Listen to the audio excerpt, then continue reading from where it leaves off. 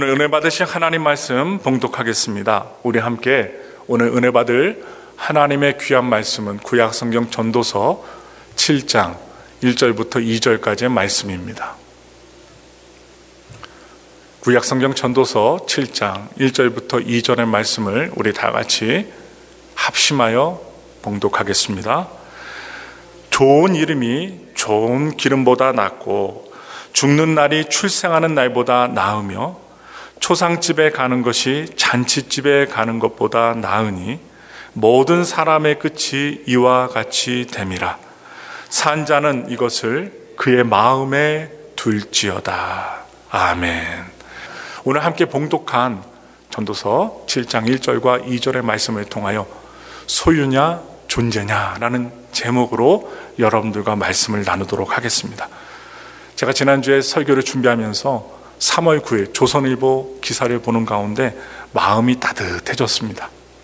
1950년 한국 전쟁 때 월남하신 분이에요. 서울에서 30년간 의사로 활동하신 분인데 열심히 30년 동안 의사로서 일하면서 99세가 될 때까지 일을 했는데요. 그분이 의사인데 참으로 신기하게 113억 원을 죽으면서 기부를 했어요. 113억 원. 1억도 아닙니다. 113억 원입니다. 학교에, 기독교 학교 한동대에다가 기부를 하고 아무도 모르게 기부를 하고 돌아가셨어요. 바로 3월 6일 날 하나님의 나라로 가셨습니다. 바로 지금 사진에 나오는데요, 고인이 되신 장응복 성도의 이야기입니다. 독실한 기독교 신자였던 그는 오른손이 하는 것을 왼손이 모르게 하라는 성경 구절의 말씀과 같이 자신의 생애엔 기부한 사실을 절대로 알리지 말라고 아들 셋에게, 아내에게 유언했다고 합니다. 황해도에서 태어났고요. 1950년 전쟁이 일어났을 때 바로 남한으로 내려와서 서울 용산구 한남동에 개인의 병원인 바로 장의원을 열었습니다. 그리고 30년간 일했습니다.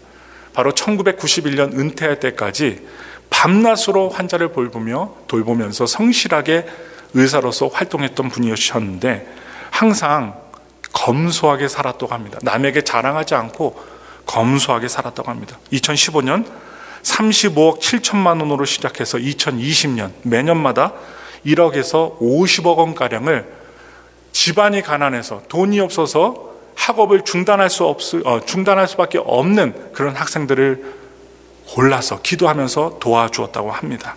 그분이 나중에 113억 원 전 재산을 기부하겠다고 했을 때 온 가족들이 박수를 치며 흔쾌히 동의했다고 합니다. 참 마음이 훈훈합니다.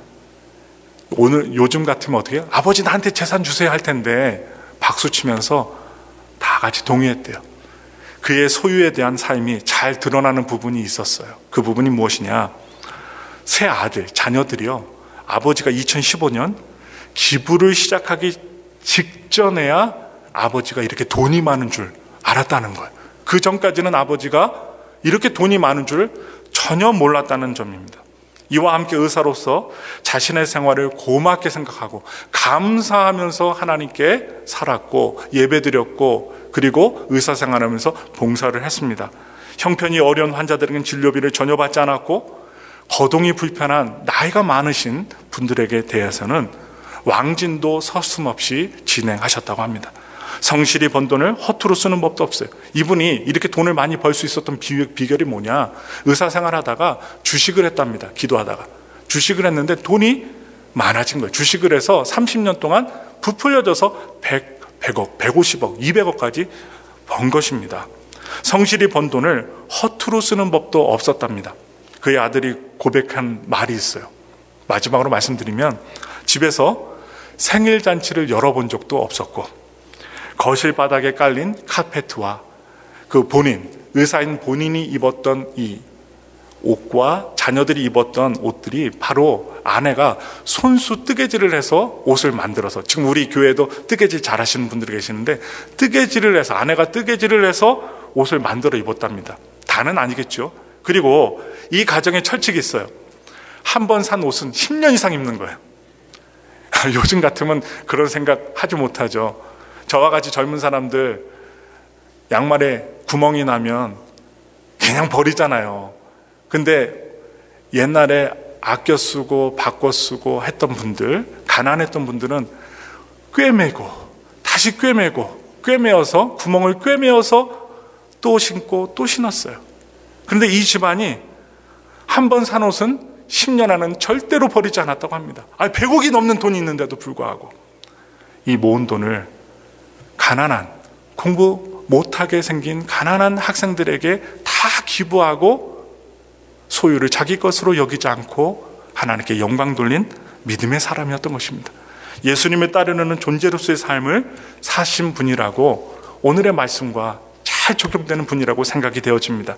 여러분, 소유냐 존재냐, 제가 L.A. 프롬을 좋아하는데요, 이분이 쓴 책입니다. 소유냐 존재냐. 그는 이 책에서 인간이 살아가는데 두 가지 삶의 양식이 있음을 고백하고 있습니다. 소유를 지향하는 삶, 아니면 존재를 지향하는 삶, 이 두 가지를 이야기하고 있습니다. 소유론적 삶의 양식에서는 우리가 무엇을 성취하고 무엇을 소유하는가가 중요합니다. 그런데 반대로 존재론적인 삶의 양식에서는 우리는 어떤 존재가 되느냐가 더 중요하다는 것을 말하고 있습니다. 우리가 지금 사는 세상은요, 자본주의 세상입니다. 많은 사람들이 얘기합니다. 세상에서 돈이면 다 할 수 있어, 이런 세상입니다. 더 많이 소유하는 것을 추구하는 사회입니다. 이러한 사회에서 우리의 존재 가치는 얼마나 많이 가졌는가, 소유했는가로 결정이 됩니다. 그래서 아무것도 소유하지 못한 사람들은 지금 이 세상에서는 아무것도 가치 없는 존재로 여겨지고 있습니다. 따라서 대부분들의 사람들이 더 많이 소유하는 것을 통해 행복을 추구하고 달려나가고 있어요. 더 많은 물질, 더 좋은 자동차, 더 많은 지식, 더 많은 명예를 가지면 행복할 것이라고 이상을 가지고 있어요. 꿈을 가지고 있습니다. 그러나 정말 그럴까요? 부자라고 다 행복할까요? 아니면 많이 가질수록 정말 행복할까요? 우리는 꼭 그렇지 않음을 보게 됩니다. 진정한 행복은 존재에 달려있기 때문입니다. 존재. 여러분들이 살아있다는 것, 그리고 여러분들이 존재하는 것만으로 하나님 기뻐하신다는 것입니다. 존재에서 행복을 찾는 사람은 어떠한 환경과 상황 속에서도 행복할 수 있고 감사드릴 수가 있다는 거예요. 오늘 전도서 본문에서, 7장의 본문에서 전도자는 두 가지의 삶의 양식을 비교합니다. 그리고 둘 중에 더 나은 것을 선택하라고 우리에게 알려주고 있어요. 그것이 무엇인지 살펴보며 우리의 삶의 양식을 돌아보는 시간이 되었으면 좋겠습니다. 우리 다 같이 전도서 7장 1절의 말씀을 다 같이 읽겠습니다.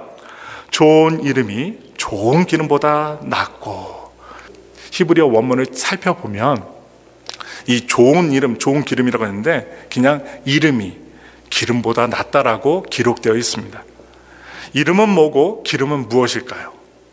생각해보면, 또한 연구해보면 이스라엘 백성들에게 기름은 재산을 대표하는 것이었습니다. 구약 성경에 솔로몬이 나오죠. 솔로몬이 성전을 지을 때 수입해왔던 것이 있었습니다. 무엇이냐? 백향목입니다.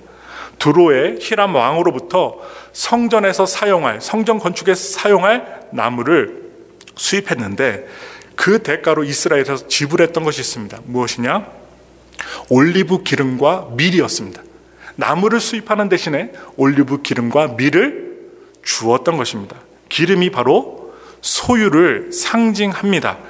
바로 소유를 상징하는 기름이라면 이름은 존재를 상징하는 것으로 볼 수 있습니다. 우리는 어떤 사람의 이름을 딱 들었을 때 그 사람의 인격과 그 사람이 나에게 어떤 존재인지를 생각하게 됩니다. 딱 이름만 들어도 딱 머릿속에 떠올라요. 전도서는 사람이 살면서 어떤 존재가 되는가가 재물을 얼마나 많이 소유했는가보다 더 중요한 가치임을 알려주고 있습니다. 존재가 중요하다는 거예요. 요한복음 12장 1절부터 6절의 말씀 우리 다 같이 읽겠습니다.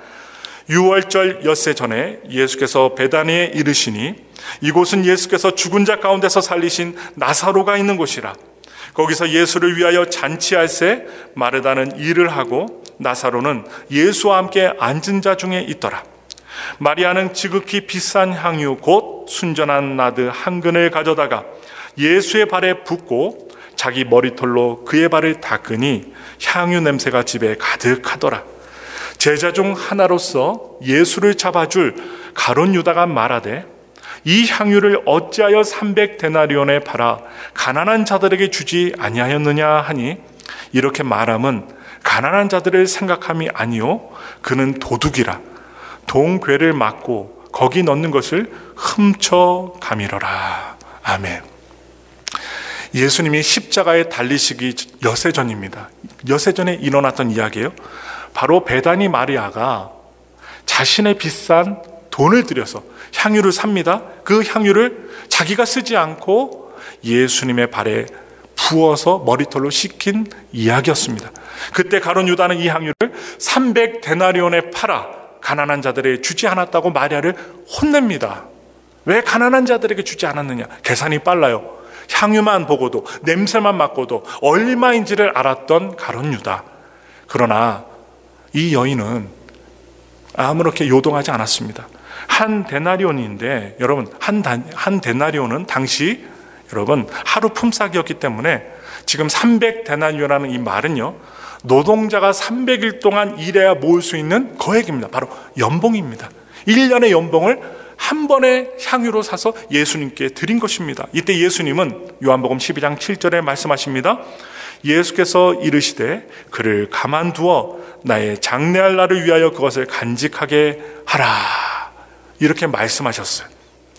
마리아는요, 존재지향적인 삶을 살았습니다. 예수님이 너무도 소중한 존재였기 때문에, 나에게 있어서, 그녀에게 있어서 너무나도 소중한 존재였기 때문에 마리아는 그분을 위해 자신의 귀한 소유도 아끼지 않았던 것입니다. 마리아는 예수님을 위하여 가장 좋은 기름을 아낌없이 내어드렸고, 예수님은요, 마태복음 26장과 마가복음 14장의 본문에 보시면 그녀의 이름이 어디에서든지 아름답게 기억이 되도록 성경에 기록하라고 하셨어요. 그러나 소유에 관심이 없었던, 지금 계산이 빠른, 소유에 관심이 많았던 가룟 유다는 그 소유 때문에 주님을 배반하고 맙니다. 목사도, 성도들도, 세상 사람들도 무엇 때문에 망할 때가 많고 망신당할 때가 많아요? 소유 때문에. 소유에 대하여, 물질에 대하여 욕심이 생길 때, 탐욕이 생길 때 사람들에게 손가락질 당하고, 사람들에게 망신을 당하고, 하나님 앞에 인정받지 못하고, 그리고 버림받게 됩니다. 사울이 그랬습니다. 세상의 99%의 사람이 추구하는 가치가 아니라 1%의 사람이 추구하는 가치를 선택하는 데는 무엇이 필요하냐? 용기가 필요합니다. 심령이 가난한 자가 되는 것은 쉽지 않습니다. 성경의 말씀을 순종하는 거 쉽지 않습니다. 의에 줄이고 목마른 자가 되는 것은 어려운 일입니다. 말하기는 쉬워요. 그러나 지키기는 어렵습니다. 의를 위하여 박해를 받는다는 것은 죽어도 하기 싫은 일일 것입니다. 말하긴 쉬워요. 듣기도 쉬워요. 그러나 말씀대로 준행하는 것은 어려운 일입니다. 그런데 예수님은 그러한 자가 복되다라고 말씀해 주셨어요. 그러한 자가 복되다. 온유한 자가 땅을 기업으로 받을 것이라고 말씀하셨습니다. 세상의 상식과 세상이 추구하는 가치를 예수님께서는 따르지 않으셨습니다. 그래서 우리가 본받기를 원하는 것입니다. 따르기를 원하는 것입니다. 좋은 이름이 좋은 기름보다 낫다라고 말하는 것도 바로 같은 의미라는 것입니다. 세상은 여전히 재산을 많이 소유해야 행복하다라고 광고하고 있고 말하고 있습니다. 그리고 믿고 있습니다. 그것보다 좋은 이름을 남기는 삶, 그것이 더 나은 것인데, 그런 것을 이야기하면 사람들에게 인기가 없습니다. 사람들이 환영하지 못하는 메시지가 됩니다. 왜냐?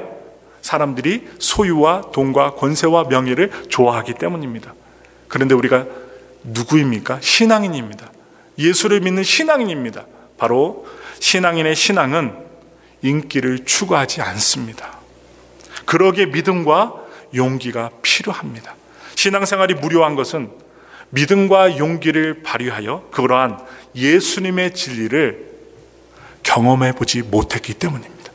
진리를 발견하면 눈이 뜨입니다. 기쁩니다. 행복합니다. 남이 모르는데 내가 진리를 알게 되면 기뻐 띵뛰는 것입니다.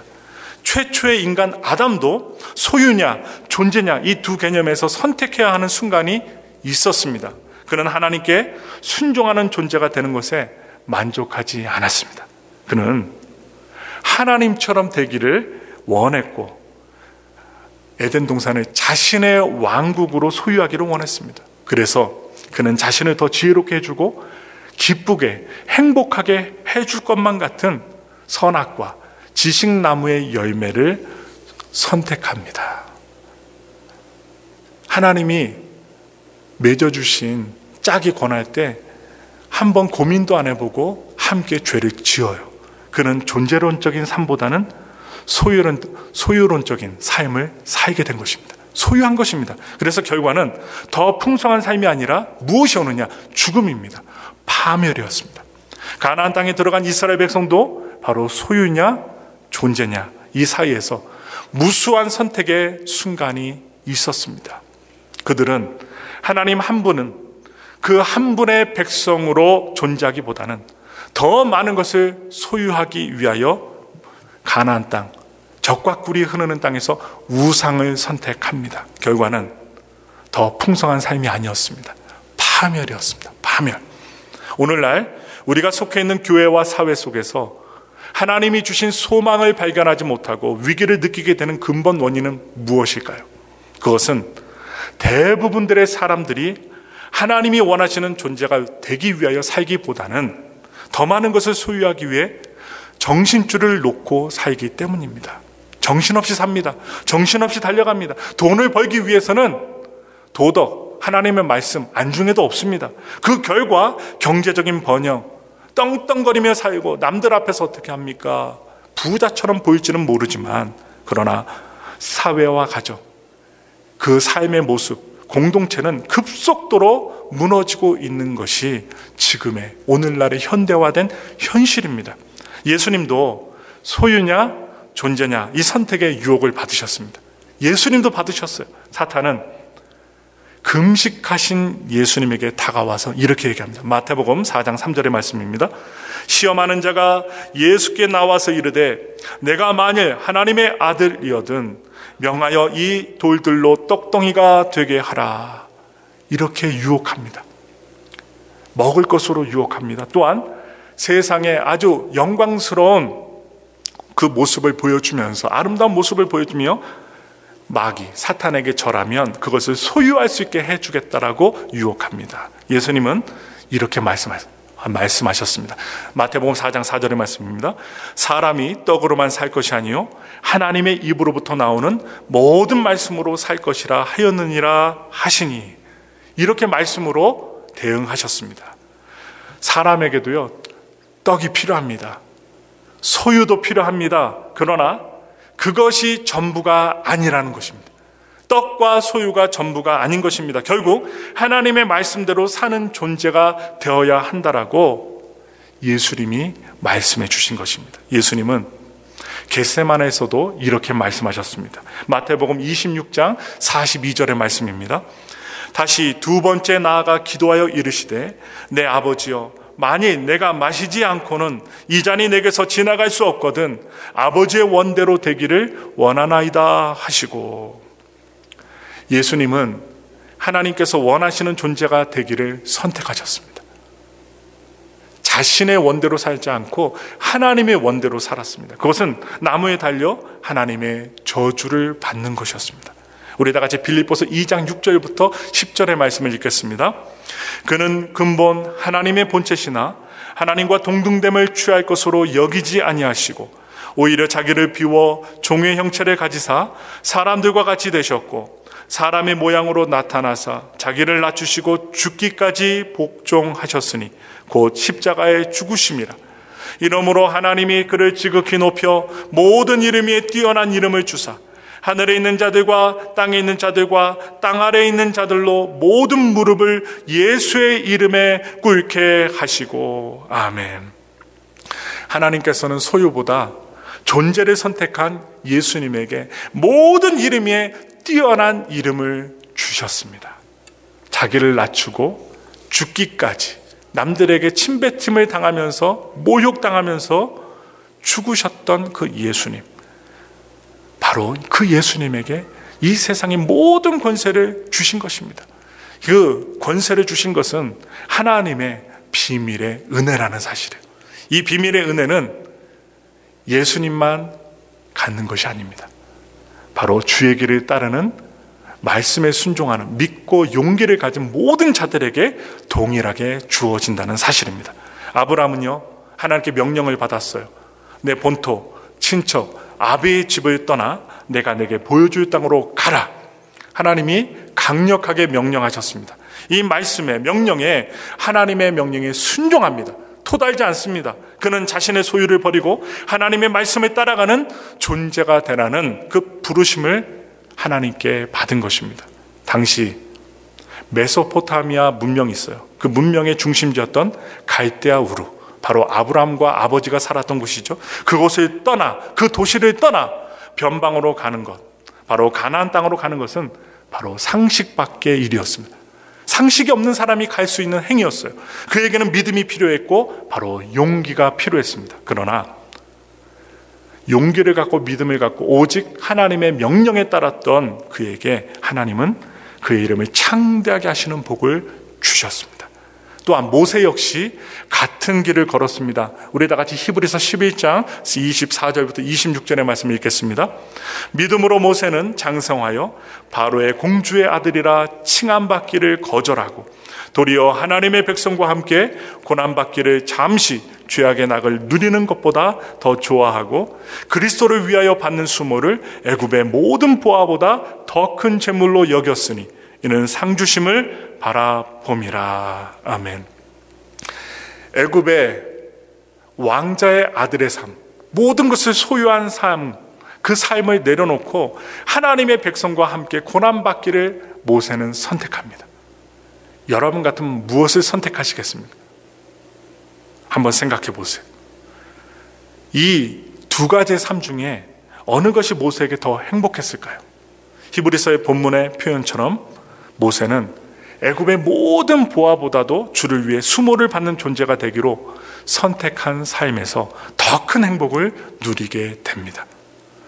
모세뿐만이 아니에요. 신약에 와서 바울도 마찬가지였습니다. 그는 누구보다도 지식과 명예를 소유하기 원했던 그 당시의 엘리트였습니다. 그러나 다메섹 도상에서 예수님을 만난 뒤에 그는 변합니다. 그것도 예수님의 영광을 위해서 변합니다. 빌립보서 3장 7절부터 9절의 말씀입니다. 그러나 무엇이든지 내게 유익하던 것을 내가 그리스도를 위하여 다 해로 여길 뿐더러 또한 모든 것을 해로 여김은 내 주 그리스도 예수를 아는 지식이 가장 고상하기 때문이라. 내가 그를 위하여 모든 것을 잃어버리고 배설물로 여김은 그리스도를 얻고 그 안에서 발견되려 함이니 내가 가진 의는 율법에서 난 것이 아니요 오직 그리스도를 믿음으로 말미암은 것이니 곧 믿음으로 하나님께로부터 난 의라. 아멘. 이 바울은요, 그리스도 예수님 안에서 발견되는 존재가 되기로 선택한 것입니다. 예수님을 선택했어요. 신앙의 세계에서는 세상의 가치와는 다른 많은 역설적인 이야기들이 들어있습니다. 존재합니다. 그러나 그 주님의 권해주신 말씀을 바로 나의 삶의 양식으로 선택하는 데는 좀 전에도 말씀을 드렸지만 용기와 믿음이 필요합니다. 소유를 통해 오는 안전을 포기하는 용기, 남들과 다른 길을 묵묵히 걸어가야만 하는 용기, 그 용기 속에는 고독과 조롱도 견뎌내야만 하는 용기가 필요하답니다. 여러분, 진리 외에는요, 그 무엇도 추구하지 않겠다는 이런 용기가 필요하고, 이 용기를 지니기 위해서는 믿음이 있어야 합니다. 여러분들에게 묻습니다. 이러한 믿음이 여러분들 안에 있으십니까? 히브리서 기자는 말하고 있습니다. 히브리서 11장 1절부터 3절의 말씀입니다. 믿음은 바라는 것들의 실상이요 보이지 않는 것들의 증거니 선진들이 이로써 증거를 얻었느니라. 믿음으로 모든 세계가 하나님의 말씀으로 지어진 줄을 우리가 아나니 보이는 것은 나타난 것으로 말미암아 된 것이 아니니라. 이 믿음을 통해 선진들은 좋은 이름, 평판을 얻게 됐어요. 평판, 영어로 good reputation이라고 했는데 좋은 평판을 얻었다는 거예요. 사람들에게, 믿음의 사람들이 아주 좋은 이름, 좋은 평판을 받는 사람들이었다는 거예요. 손가락질 안 당했습니다. 비록 가난했지만, 비록 부자여도 부자인 것을 티내지 않고 하나님의 영광, 주님의 영광을 위해 살았던 그들이 그 당시에 좋은 평판을 얻었다는 데서는 우리들에게 도전을 줍니다. 세상 사람들은 이미 나타난 것을 더 많이 소유하기 위해 최선을 다합니다. 달려갑니다. 요즘 학교 교육도 어떻게 하면 더 많은 것을 소유하는 사람이 되느냐에 초점이 맞춰져 있는 것 같습니다. 학생들도 학교 갈 때, 학과를 선택할 때 돈 많이 벌 수 있는 학과, 대학을 선택합니다. 그러나 믿음의 사람은 항상 너머에, 이 세상 너머에 보이지 않는 세계에 계시는 하나님의 세계를 보는 사람입니다. 보이는 것에 현혹되는 사람이 아니라 보이지 않는 세계를 볼 수 있는 사람들이 믿음의 사람이라는 거예요. 믿음의 사람은 하나님의 눈으로 세계를 봅니다. 전쟁도 사람이 일으킨 것 같지만 죽이고 멸망시키는 마귀가 역사에서 전쟁이 일어난다는 사실을 알기 때문에 기도합니다. 전쟁을 일으킨 푸틴을 위해서 기도하기도 하지만 푸틴의 마음과 생각을 역동시키는 마귀를 놓고 기도한다는 것이죠. 믿음으로 모든 세계가 하나님의 말씀으로 지어진 줄을 알고 있습니다. 믿음의 사람은 오늘 이 땅의 역사도 그분의 계시의 말씀대로 운행되고 있는 것을 보는 자들입니다. 그리고 믿는 자들입니다. 그러므로 보이는 것은 나타난 것으로 말미암아 된 것이 아님을 아는 자들입니다. 그래서 눈에 보이는 현상 너머로 하나님의 영원한 질서를 보는 사람, 그 사람이 바로 믿음의 사람이라고 정의 내릴 수 있습니다.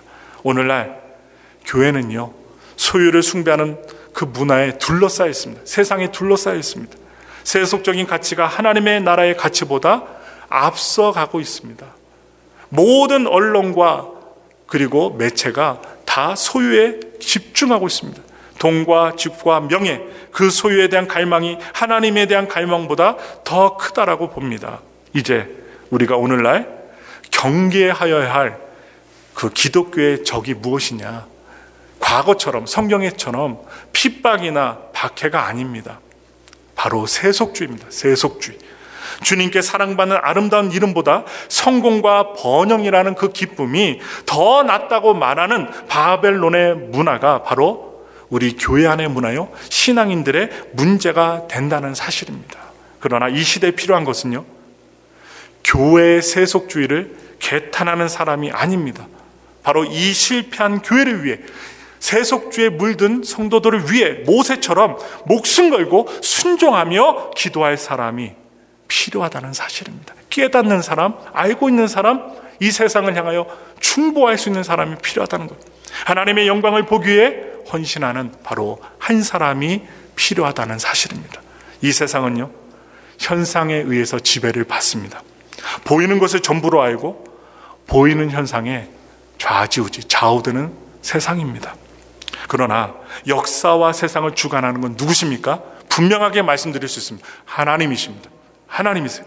또한 그의 말씀과 그분이 보여주시는 세계를 믿음의 눈으로 바라보며 따라가는 사람들이 세상을 움직이고 있다는 사실입니다. 현상 너머에 계시지만 너무도 선명한 역사를 운행하고 계시는 하나님의 존재와 그분의 영원한 질서를 보며 사는 그 사람에 의해서 여러분, 세상은 움직인다는 것입니다.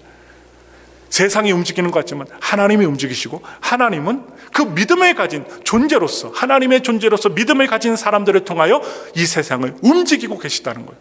전도서 이 7장 1절 하반절과 2절에서는 이렇게 우리에게 이야기합니다. 한번 보겠습니다.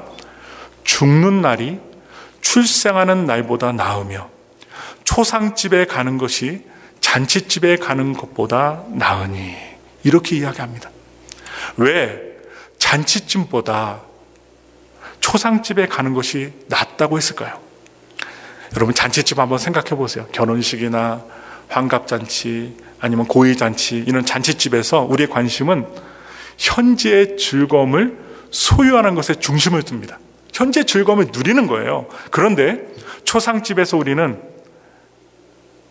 좀 거룩해집니다. 겸손해집니다. 바로 우리의 존재에 대해서 한번 생각하게 됩니다. 무슨 생각합니까? 돌아가신 이분처럼 나도 언젠가 죽을 텐데, 돌아가신 이분처럼 언젠간 나에게도 끝이 있을 텐데, 이런 생각을 깊이 해볼 수 있어요. 바로 죽음 앞에서 세상의 모든 소유는 덧없는 것이 됩니다. 아무리 재산이 많아도 죽은 사람은요 가져가지 못해요. 그래서 세상에서 염습할 때요 뭐 합니까? 손톱 발톱 다 잘라갖고 주머니에다 넣어요. 그 입에다가요 소유하라고 쌀을 넣어줘요. 그리고 담읍니다. 갈 때 배고프지 말라고. 그리고 염습할 때 세상적으로 장례를 치르면요 관에다가 고인을 탁 모셔놓고요 가시는 길에 가난하게 가지 마시라고 돈 좀 넣으라고 합니다. 돈. 어느 분은 1,000원, 어느 분은 10,000원, 사랑하는 사람은 막 10만 원짜리 수표도 넣습니다. 근데 참 놀라운 것은요 그걸 못 갖고 가요. 관뚜껑을 닫았는데요 나중에 관뚜껑 누가 열어요? 다는 아니지만 저는 봤어요. 그 염습하는 사람이 열어가고 그 돈 다 갖고 가요. 아니 돌아가신 분이 거주로 가지 않고 부유하게 가다가 휴게소에 들려갖고 뭐 하나 사드시고 우동이라도 따뜻한 우동이라도 사드시라고선 10만 원 100만 원 막 넣는데요 갖고 가는 거는요 그 염습했던 땀 흘린 사람이 몰래 안 계시면 어떡해요? 예, 그거 열어갖고 갖고 가요. 자기 팁으로. 다는 아닙니다. 다는 아니에요. 죽은 사람은요 절대로 소유하지 못합니다. 갖고 가지 못합니다. 여러분 죽음 앞에서 세상의 모든 소유는 아무것도 아니라는 거예요. 죽음 앞에서 가장 중요한 것은 나와 하나님과의 관계입니다. 존재 대 존재로 그분 앞에 서서 우리의 믿음을 고백할 수 있을 때 나의 죽음은 하나님의 영원한 카이로스 그 시간 속으로 이어진다는 것입니다. 결론 내립니다. 전도자는 여러분 일의 끝이 시작보다 낫다고 합니다. 우리가 삶의 시작보다 끝을 잘 맺어야 한다라고 전도서는 이야기하고 있어요. 우리는 마지막이 좋아야 모든 것이 좋다는 것을 압니다. 밭에 감추인 보화를 발견한 성경에 인물이 있어요. 성경에 이야기가 있어요. 그 사람은요 자기 소유를 다 팔았답니다. 다 팔아서 그 숨겨진 보화가 숨겨진 그 밭을 자신의 재산을 다 들여갖고 샀다라고 이야기가 나와요. 그러나 반대 소유가 많았던 한 부자 청년이 나옵니다. 그 부자 청년은 하나님 나라의 가치를 믿음으로 보지 못했기 때문에 물질이 많아서 근심하며 예수님의 말씀에 순종하지 못하고 세상으로 돌아갑니다. 많은 것을 소유하고 위대한 인물이 되는 것은 신앙인의 목표가 아닙니다. 부자 되세요. 이게 목표가 신앙인의 목표가 아닙니다. 지금 하나님 앞에서 내가 어떤 존재로 빚어지고 있는가, 내가 어떻게 아름다운 이름으로 만들어져 가고 있는가가 중요하다는 것입니다. 여러분, 바라기는 믿음으로 주를 따르는 존재가 되어 소유를 목적으로 한 삶이 아니라 하나님 안에서 존재론적인 가치 있는 믿음의 신앙인들이 되시기를 바라면서 천국에서도 아름다운 이름으로 불려지는 가치 있는 존재들이 되시기를 예수님의 이름으로 축원합니다.